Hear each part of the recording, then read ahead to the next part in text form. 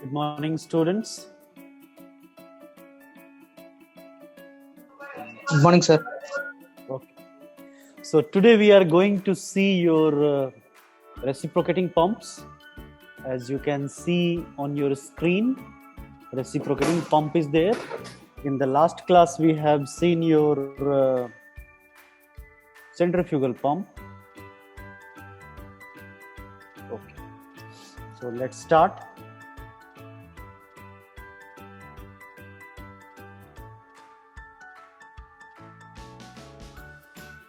As we all know that what is reciprocating pump and what is centrifugal pump. Okay, so once again, just a brief introduction of what is this reciprocating pump is. Okay, so we have defined the pump as a hydraulic machine which converts mechanical energy of your shaft, okay, that is rotating, and on that shaft impeller was mounted for the case of your centrifugal pump, and that mechanical energy was getting converted into your hydraulic energy, and this hydraulic energy is mainly is in the form of your pressure energy. Okay, so this energy conversion you must keep in your mind for your pump as well as for your turbines. They are exactly opposite to each other. Okay, if the mechanical energy is converted into hydraulic energy by means of centrifugal force acting on the liquid, then in that situation the pump is called as your centrifugal pump. But if the mechanical energy is converted into hydraulic energy by sucking the liquid into a cylinder in which a piston is reciprocating to and fro motion, okay, and this will exert a thrust on the liquid and increases its hydraulic energy, okay, and that hydraulic energy is again mainly in the form of your pressure energy. So this type of pump is your reciprocating pump. We will see its working and its diagram also in detail in the coming slides. Okay. So in this diagram, you can see the main parts of your reciprocating pump. At the bottom, you can see here you have a sump level in which some water is stored at some lower head. Okay. And through this there will be one suction pipe, and here you are having one suction valve. One thing you must keep in your mind, this suction valve and your delivery valve, they are one way valve. Water can only pass through this valve in one direction. It means through this suction valve water can only enter inside this connecting rod. Okay, the reverse movement is not possible. This is one way valve. I will write here.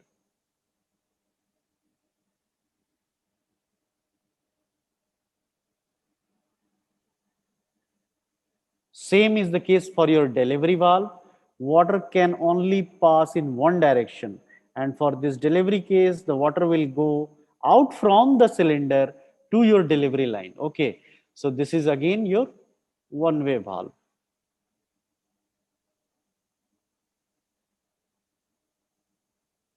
Okay, you can see we have one piston here.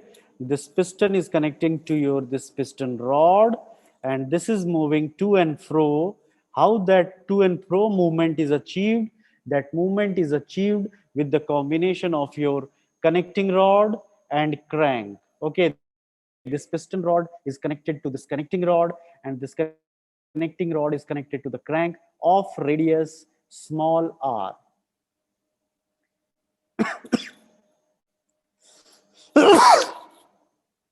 Sorry. You can see here a dotted circular line is made. This is the point traced by this joint, the joint of your connecting rod and your crank. Okay. So you can see its movement is, its position or its movement is denoted by one parameter that is written here, theta.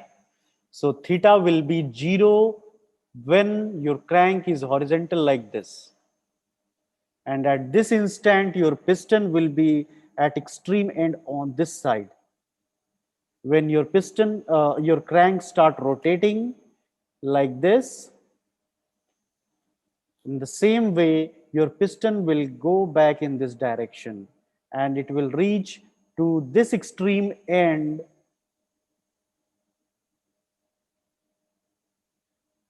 when this crank will reach to this C position, or you can say your angle here is 180 degree.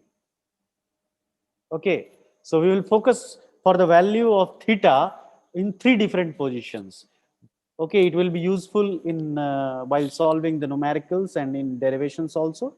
So we will focus for theta equals to 0 degree, for theta equals to 90 degree, and theta equals to 180 degree.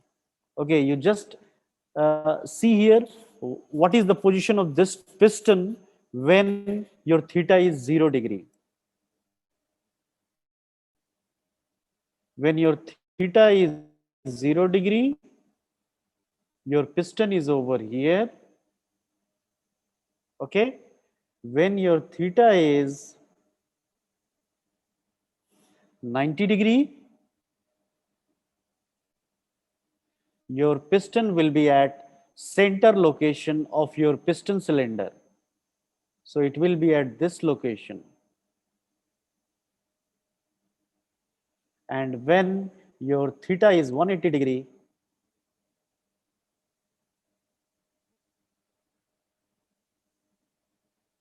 your piston will be at this location, at the extreme end. Okay. Now, on delivery side, there is your one delivery valve, and this is your delivery pipe through which this water is going to your upper tank. Okay. So this is your suction head represented by HS. It is at this line is at the center line of your pump, and the delivery head is your HD.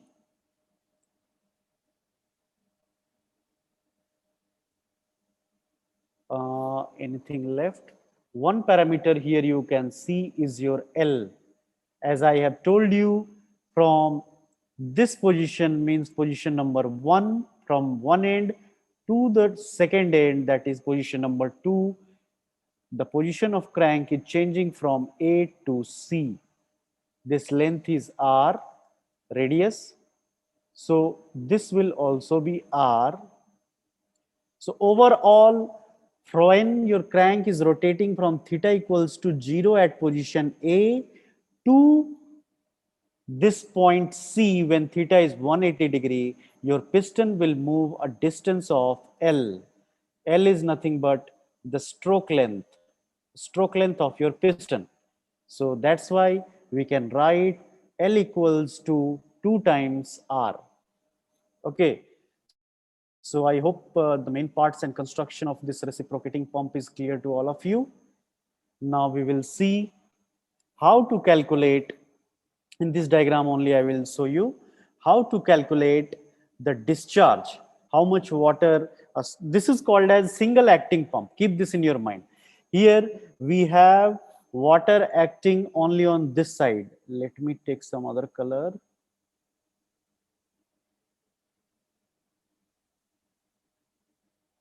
Suppose for this fluid I am taking yellow color. Okay, so you can see water is coming from your sump and it is going to your suction pipe, and it is only on this side of your piston, on one side of your piston. So if that situation is there when the water is only on one side of your piston, in that situation we call this as single acting pump. If the water is there on both the sides, then you can call it as double acting pump. So in bracket here I am writing single acting pump, single acting reciprocating pump actually. Okay, now see how to calculate the discharge and work done. Okay, so starting with the basics, first we will see the cross sectional area what is the cross-sectional area of this piston? If this is your piston, if D is the diameter of this piston, okay, diameter of this piston or cylinder,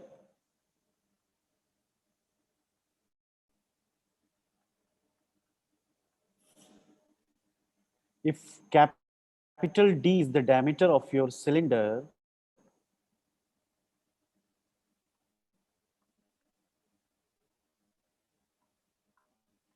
then the cross-sectional area will be pi by 4 d square. Okay. Length, we all know this is stroke length. As I have told you now, the length is L, capital L. L, capital L is your stroke length.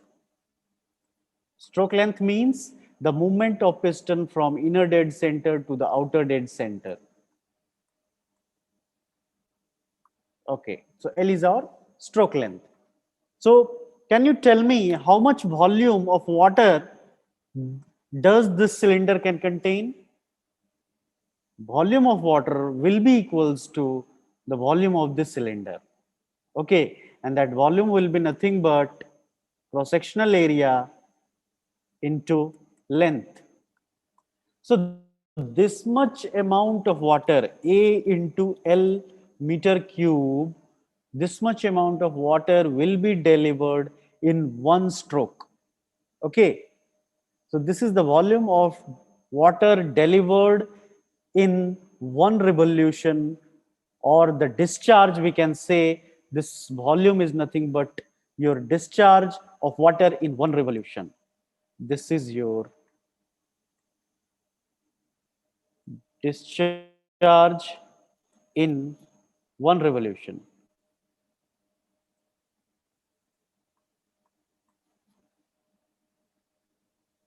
Now, since this crank is rotating with some speed, okay, and we measure this rotation in revolution per minute, how many revolution it is moving in 1 minute. Okay, and that we denote using N, capital N. Okay, revolution, capital N is our revolution of crank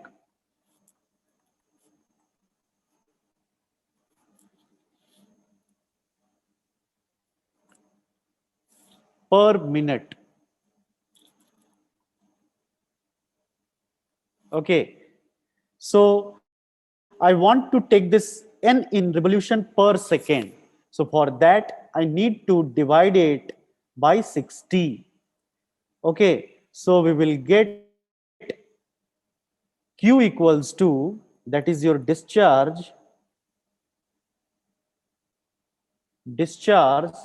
that is represented by Q of the pump per second, because I have divided by 60. Okay, per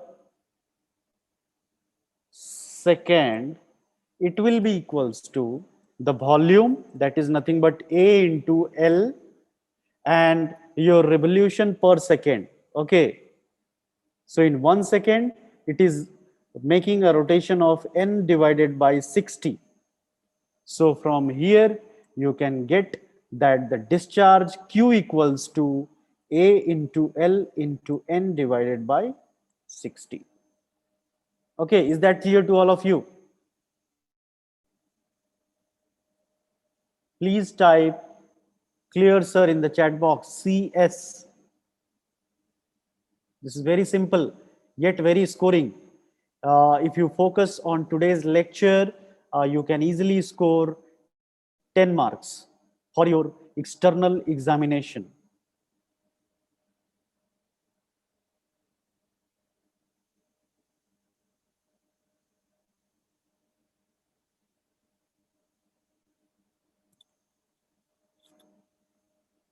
Okay, so questions can be asked. I am telling you in the beginning only. Let me tell you from this topic what are the questions that can be asked to you. Okay, the first question that can be framed here is with neat sketch, explain the working of reciprocating pump. In that situation, you have to draw this diagram, label it properly, and you have to write 4 to 5 lines regarding the working, how it is working. That just now I have explained you.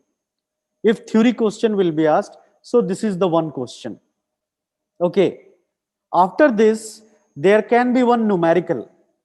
Numerical will be based on, you have to calculate how much discharge, how much work done by the pump, and what will be the slip percentage. So we have seen till now how to calculate discharge.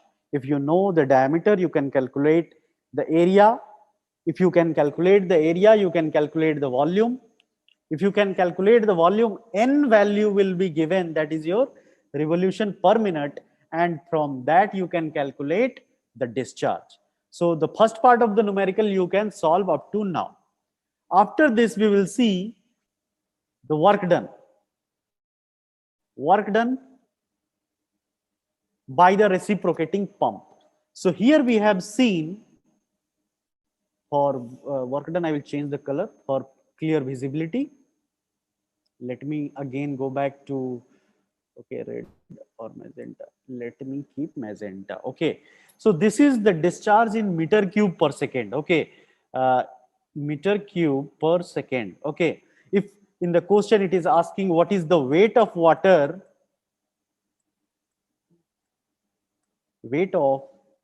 delivered.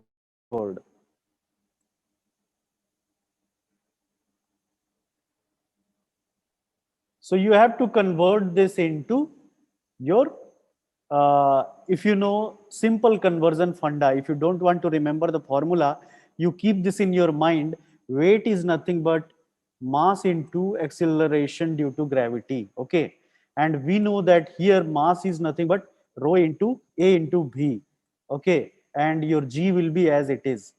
And we also know that A into B is nothing but your discharge from continuity equation.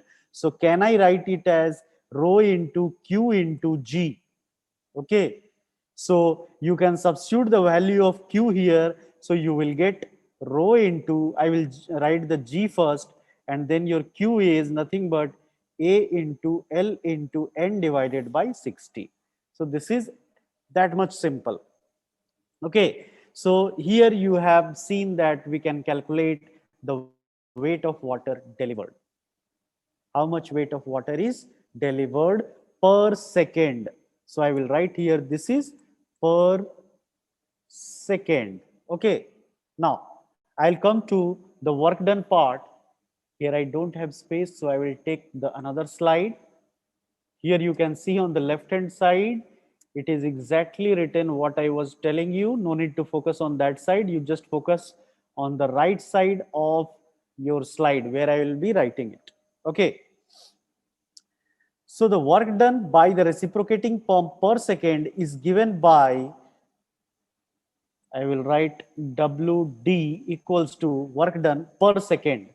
Per second. Okay. Weight of the water lifted. How much water it is lifting? WT representing weight of water, H2O. Okay. Per second. Per second. This much weight is being lifted. But lifted up to what height? So I will write total height. Total height. How much quantity of water is being lifted and up to what height it is lifted. Okay. So how much quantity of water lifted we have calculated here. That is rho into G into A into L ALN upon 60. This much is the weight of water lifted per second. Okay. Now what is the total distance? The water is being lifted from your sump to your upper tank. This is your upper tank. Okay. So the total height is nothing but HS plus HD. Okay. So here we can write this is equals to W into HS plus HD in bracket I will write. Okay. And the expression for W, we have written in the previous page, rho into G into ALN divided by 60 into HS plus HD. So this is your work done per second by your pump. One more parameter, you know how to calculate power. Uh, Simply you have to divide this by your 1000. So work done per second, work done per second divided by 1000. So you will get rho into G into ALN divided by 60 into HS plus HD. HS plus HD into 1000 it will come. So it will, if you will multiply, it will become 60,000. That's it. So this will be your unit will be kilowatt. Okay. So this is your power calculation. So what are the formulas that you have to keep in your mind?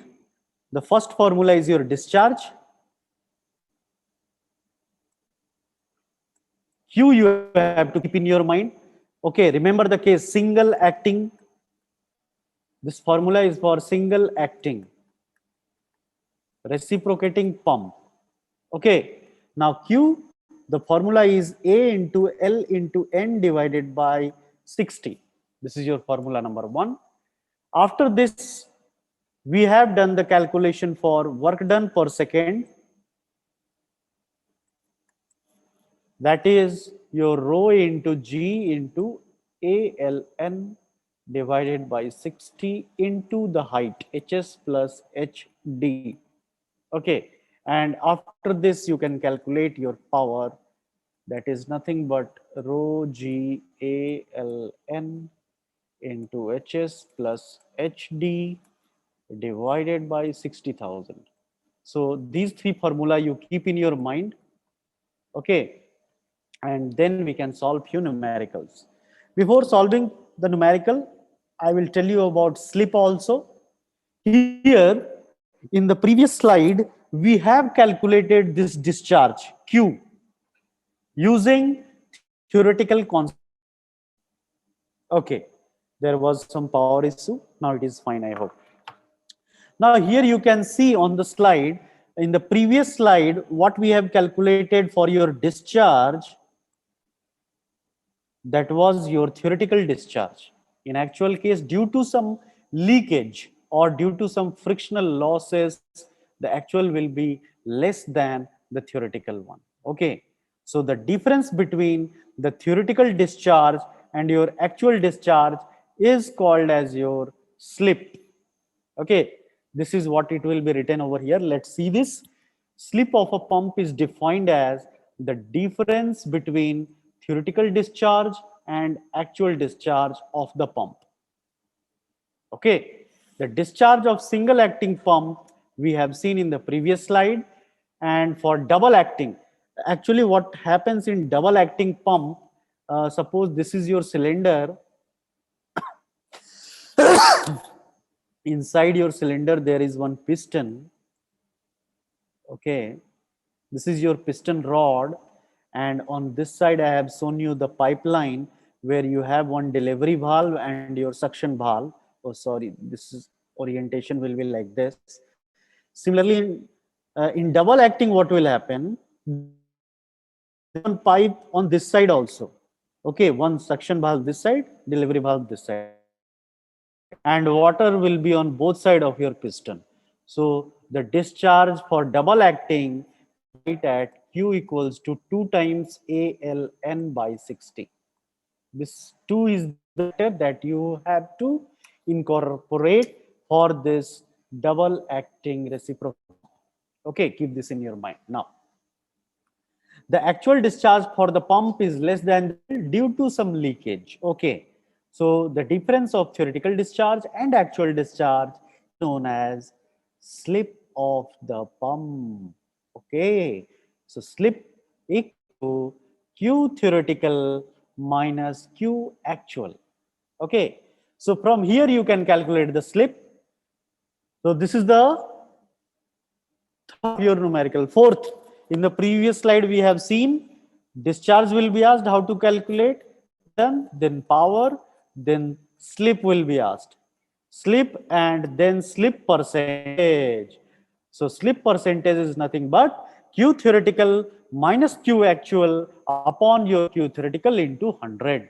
Okay, this formula you can keep in your mind, and all know that this ratio, that is Q actual upon Q theoretical, we call it as coefficient of discharge, represented by CD, coefficient of discharge. Okay, so the fifth part of the numerical, it will ask about your slip percentage. Okay, so this is how we will solve the numerical for your receiving pump.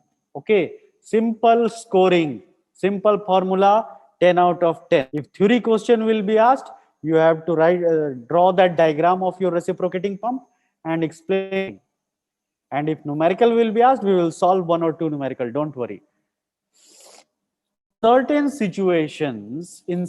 situations, okay, point to be noted, I'm telling you, certain situation, actual discharge is more than that of your discharge. You must be thinking, how is it possible? How the actual discharge will be more than that of the theoretical discharge? Okay. So in that situation, if it is occurring when actual discharge is more than that of your theoretical discharge, the slip of the pump will becomes negative. Okay. And in this situation, you can call the slip of pump is known as negative slip. Now, negative slip occurs when delivery pipe is short in length and suction pipe is long in length and pump is running at very high speed. Then in certain situations this can happen, this negative slip situation can arise. Okay, so you can keep this in mind for short questions. Okay, short questions, this can be asked in your objective type. Okay, now classification of reciprocating pump. Okay, so classification is done on some parameters. So what are those parameters? So for this case, we have two parameters. Based on that, we classify reciprocating pumps. What are those classifications?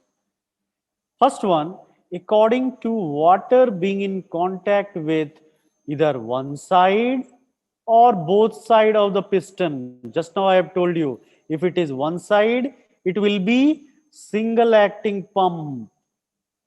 If it will be on the both side, then it will be your double acting pump. This is the only difference. Is the water available only on one side of your piston, or it is available on your both side of the piston? Water is available on both side of the piston. Okay, so based on that classification, we have single acting pump and double acting pump. Now the second classification is according to the number of cylinders provided. How many cylinders are there? Is there only one cylinder or two cylinder or multiple cylinders? So based on that, single cylinder pump, double cylinder pump and triple cylinder pump. Okay, so this is the classification of your reciprocating pump. Now we will solve one numerical to give you some better understanding.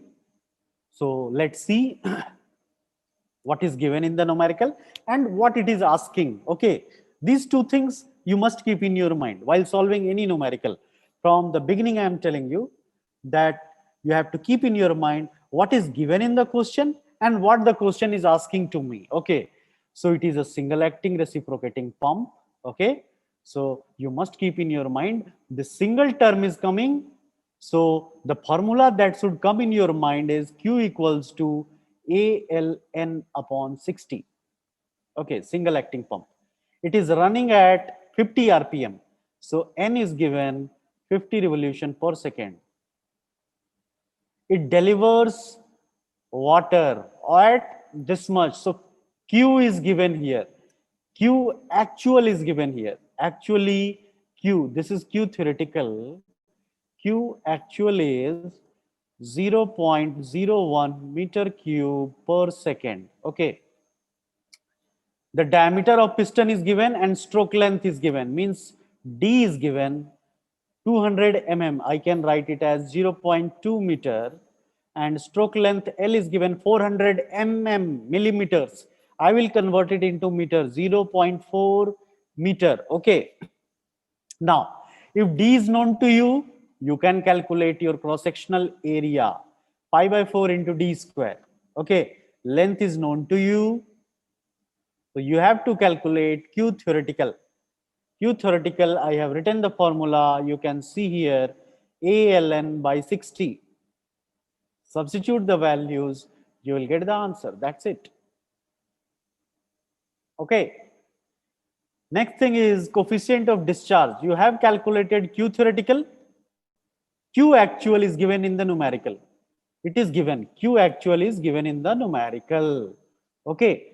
So substitute the values, you will get coefficient of discharge. Keep this in mind. The CD value is less than 1. Okay. For positive slip. Now, it is asking for what is the slip. Here you can see in the question it is asking determine what we have to calculate. Theoretical discharge of the pump. Already we have calculated. Coefficient of discharge of the pump. We have calculated CD value. Now it is asking slip and the percentage slip of the pump. Okay. So slip is nothing but Q theoretical minus Q actual. Substitute the value, you will get the answer. Slip percentage, you know, Q theoretical minus Q actual upon Q theoretical. Keep this in mind. This is same. Okay, start with Q theoretical. Many times in your examination, the students may get confused with, they can write like this also. Q actual minus QTH upon QTH. No. So you keep this in mind. Start with QTH minus Q actual upon QTH. Okay. So you will get the value and the percentage of your slip. Okay. So is this clear to all of you? This is a simple formula, simple numerical. Okay. So if it is clear to all of you, write simple numerical SN in your chat box. So I will get to know that you will be able to solve this numerical. SN you have to type. Let me see how many of you are actively listening to the lecture. Okay, good to see the number. Today's class may give you 10 marks in your external examination. Those who are smart enough, they can understand what I am trying to say. Okay, now see question number 2. Here, this is the case of your double acting reciprocating pump. Once you see this term, double acting, the formula that should come in your mind, now this time Q theoretical will be 2 times A into L is your volume, N is your revolution per minute, 60 is per second. Okay, so let's see what it is written. It is running at 40 RPM, N is given. Discharging means Q actual is also given per minute. Discharging 1 meter cube per minute. Keep this in mind. In the previous numerical, here it was written 0.01 meter cube per second. Okay, you have to keep this in your mind. Now here they have applied some trick. Okay, if any student is overconfident, he will not pay this carefully that it is written 1 meter cube per minute. Okay, so you have to convert this per minute into per second. So for that, you need to divide this by 60. So from here, you will get Q actual equals to 1 meter cube per minute.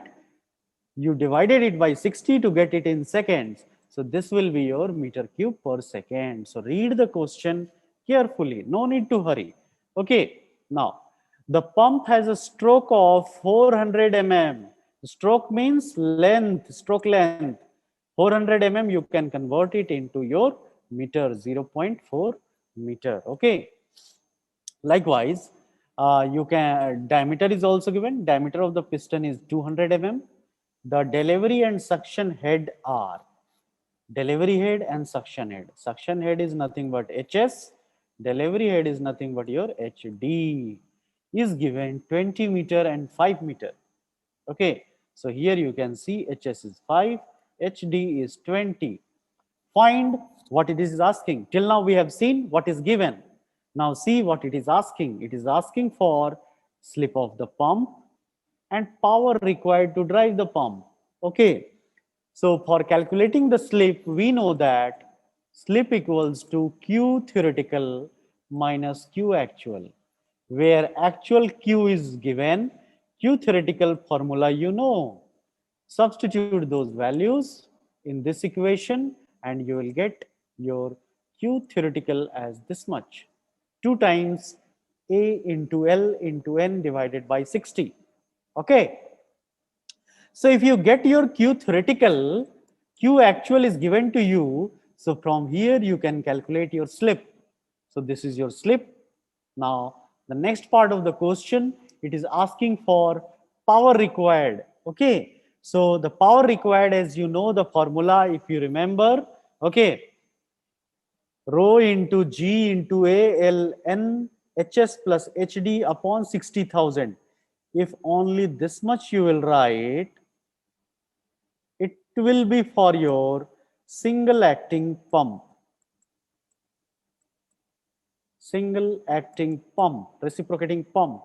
If I am keeping this factor, multiplication factor 2 also into the picture, then this will come for your double acting reciprocating pump. As you can see, the first term of your numerical.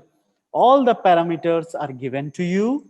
You have to simply substitute that value and you will get the power required to drive this double acting pump. Okay. So whether these numericals are simple or not, write once again SN, simple numerical. Then I will understand that you have understood this. SN, simple numerical.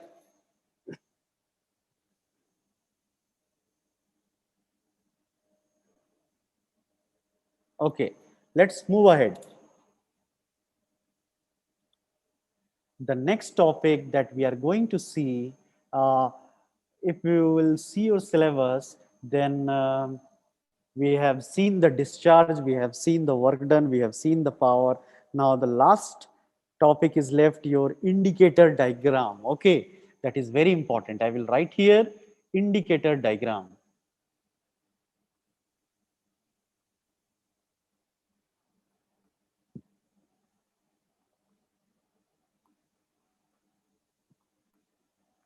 Now, to draw that indicator diagram, we need to know some parameters. Okay, so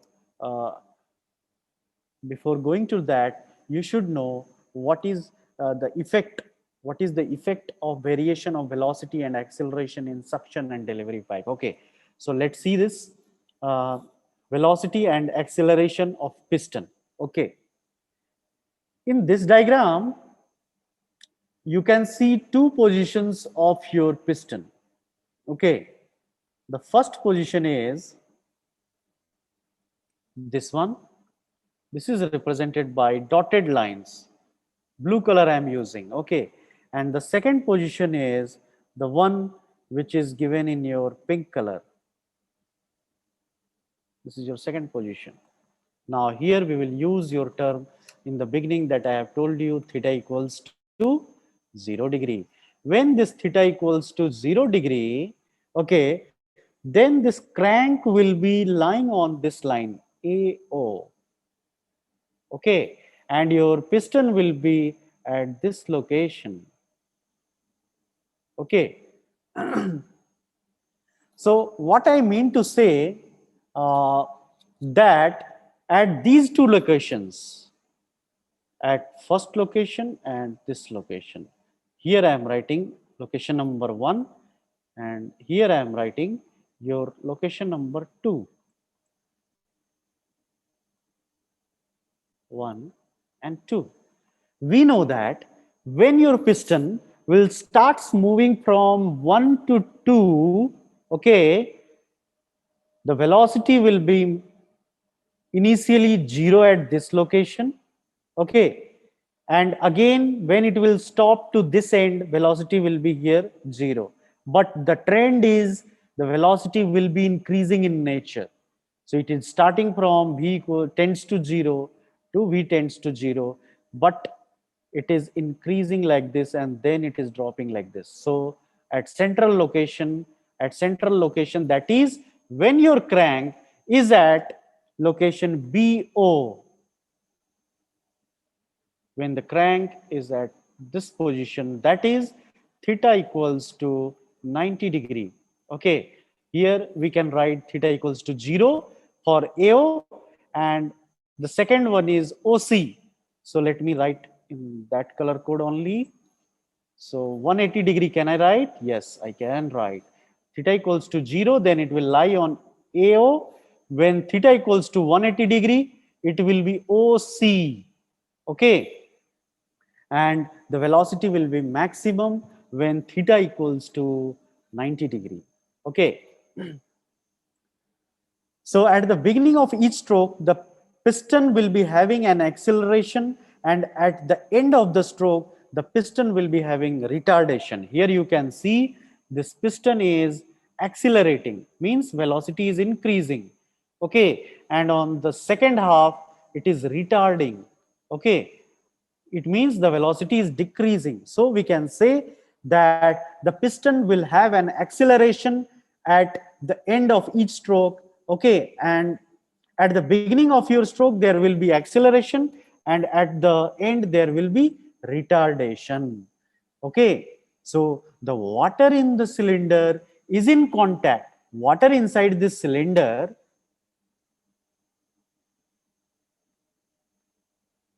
water inside the cylinder is in contact with this piston. Okay, so that acceleration velocity effect will be transferred to that water also. Okay, the water in the cylinder is in contact with the piston, and hence water flowing from this suction pipe, okay, or to the delivery pipe will have some acceleration at the beginning of each stroke and retardation at the end of each stroke. Okay, this means that the velocity of water in suction and delivery pipe will not be uniform. It will be pulsating in nature. Okay, it will be pulsating in nature, means it is not constant, not uniform. Okay, it will be pulsating. Hence, an accelerative or retardative head will be acting on the water flowing through the suction or delivery pipe. Okay, this accelerative or retardative head will change the pressure inside the cylinder. Okay, so we will look for your term for the velocity and your acceleration. Okay, suppose the ratio L is to R. This R is your crank radius, and L, you all know, is your stroke length. Stroke length. Okay, and if you will see here, so L will be nothing but, for this case, 2R. Okay, if this ratio is large, L by R is large, then this motion can be considered to be simple harmonic motion. This motion will be simple harmonic motion. Okay, let's see some other parameter like omega will be your angular speed of this crank. This crank OE will be rotating with some angular speed omega. Okay, A is the cross-sectional area of the cylinder. Small a is your area of this pipeline, suction and delivery. Okay, L is the length of the pipe, suction and delivery. R is the radius of the crank. Now, if theta is the angle turned when it is rotating with angular speed omega, then we can write it as theta equals to omega into T. Okay, the crank is rotating with angular velocity omega. Let in time t second, okay, in time t second, the crank turns through an angle theta from this location, location number A, or you can call it as inner dead center, IDC, or you can call this point C as your outer dead center. Okay. So in time t, suppose it has traversed angle theta. Okay. So how much distance is traveled by this piston during this period? It is x distance, x. And in this circle, it will be this much, x. Okay, this is your x. So what is the value of this x? This is nothing but the AO minus O. This is, I think, F it is. Okay, OF. I want to calculate this x. Let me take some other color for clarification. Okay, this is your A, this is your O, this location is F. I want to get this much distance. What is this? This is x. So this is nothing but this r minus this distance. And this is nothing but, how to calculate? R cos theta, horizontal component of this, r cos theta it will become. So I can write here x equals to r minus r cos theta. Okay, for theta I can write omega t, r minus r cos omega t. This is your x. X is distance. So if you want to calculate velocity v, that will be your dx by dt. Dx by dt. Okay, you have the value of x over here just above this. So you have to differentiate this term with respect to t, So I will write one more step, d by dt of r minus r cos omega t. Okay. So r is your constant, so its derivative will be 0 minus r. What is the derivative of cos omega t? It will be cos theta will be sin theta. So it will be minus sin omega t into omega. Omega will come into picture because here omega is there. Okay. So your velocity term v will be dx by dt, and the final expression that we got, this minus and minus will become plus. So you got r into omega into sine omega t. This term you get for your velocity. Okay, this is your velocity of piston. This is your capital V, velocity of your piston. This is your piston. Okay, now we can correlate this with the velocity of water also using your continuity equation inside this piston and your pipeline. Okay, here the cross section, suppose capital A, velocity is capital V. Here the cross section is small a, small v. Apply the continuity equation. V into A equals to small v into small a. So from here we can get small v, that is velocity of water. This small v is your velocity of water inside your pipeline. So B will be nothing but capital B into capital A upon small a. So if you will substitute this value, this capital B we have already calculated, then this small b will be capital A upon small a into r omega sine omega t. Okay. Up to here it is clear how I have done it? Please type in the chat box, clear sir. CS. Clear, sir? Okay. Our time is 11:50. What is the next class after this? Gautam?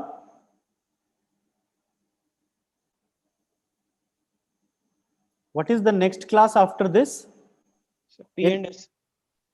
P Probability and and statistics, sir. that class is going on, or it? Yeah, sir. Yes, sir. Having, sir. Okay, okay. So it's I have I will take 5 minutes more. Okay, I will finish this part and then you can switch over now. Velocity we have calculated in the same way. If I have to calculate the acceleration A, so acceleration A is nothing but dv by dt. So again, you have to differentiate this term with respect to your time.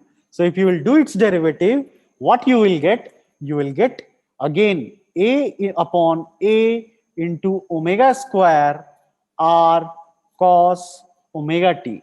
Because here you have sine, derivative of sine is cos, and this omega will come outside once again, so it will become omega square. So this is your acceleration. Okay. Now, mass of water flowing through the pipeline, mass of water flowing through the pipeline equals to density into volume of water flowing through the pipeline. Okay. And the volume of that pipeline we can calculate using rho into small a into the length of pipeline. Let me keep this as small l. Okay. So you will get rho into small a into small l. Okay. You have calculated the mass of water flowing inside the pipeline. Okay. Now, if you know the mass, you can calculate the force also. Force is nothing but mass into acceleration according to Newton's second law. So rho into A into L into acceleration that you have calculated over here. So you can write A by A omega square R cos omega t. Okay. So this is your how you can calculate your force. Once you calculated the force, you can calculate the pressure intensity, because you know that pressure intensity is nothing but force per unit area. Force per unit area. Force here you have calculated upon area of the pipe. Area, let me write it as small a, because this is the pipeline, F upon small a. So if you will substitute the value, F is here and A is here, you will get rho into L into A upon A omega square R into cos omega t. This is your pressure intensity. Okay. So pressure head you can calculate HA. Pressure head is nothing but pressure intensity upon wet density of the liquid.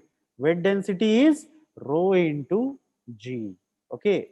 So you will get, after substitution, L upon G into A by A omega square R cos omega t. So like this, I have shown you how to calculate HA. I need half an hour more to finish this topic, but you people have some other class by this time. So only these three diagrams are left. I need to explain you these three diagrams. So tomorrow, do you have any free class? Anyone? One second, sir. Seeing timetable.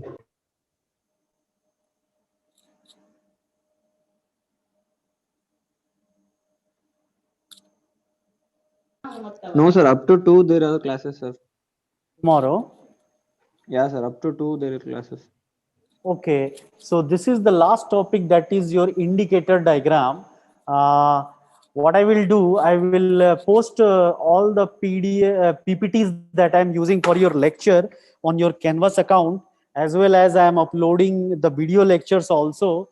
So you try to go through this indicator diagram, and I will try to put a video note for this indicator diagram on your Canvas. And on Saturday, I will, that is the end of our syllabus, fluid mechanics. Okay. On Saturday, you have your internal exam that will be objective in nature through your Google Forum or your Canvas quiz. Any one of them I will use. And on that day only, I will take the entire revision. So if you have any doubt regarding any topic, you can discuss on that day, or I will tell you how to study for your exam preparation and how to score good in your examination. That's all from my side. Have a nice day.